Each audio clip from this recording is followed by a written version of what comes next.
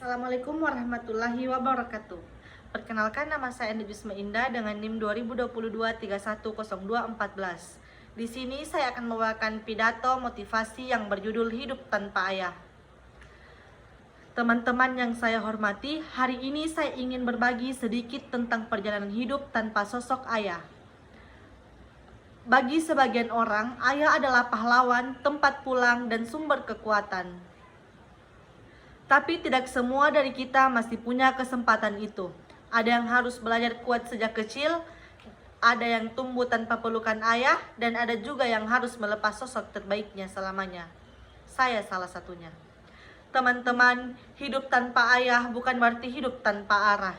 Justru dari kehilangan itu saya belajar banyak hal. Tentang keteguhan, tentang ikhlas, tentang bagaimana berdiri di tengah badai meski hati masih bergetar.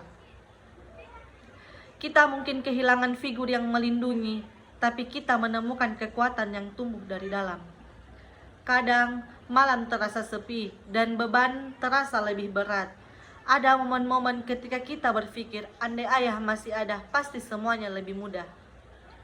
Tapi justru dari rasa rindu, itulah muncul tekad untuk menjadi pribadi yang membuat ayah bangga, meski beliau tidak lagi melihat kita secara langsung.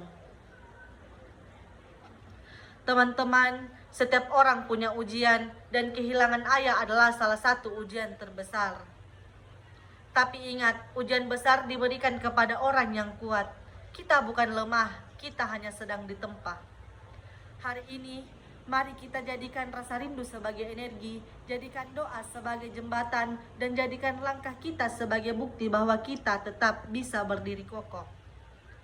Ayah mungkin sudah tiada, tapi nilai-nilai yang ia tinggalkan tetap hidup dalam diri kita. Setiap kebaikan yang kita lakukan, setiap mimpi yang kita kejar, setiap keberhasilan yang kelak kita raih, itu semua menjadi hadiah untuk beliau di sana. Akhir kata, mari kita terus melangkah, bukan karena hidup selalu mudah, tapi karena kita tahu ada seseorang di atas sana yang pasti akan tersenyum melihat kita berjuang.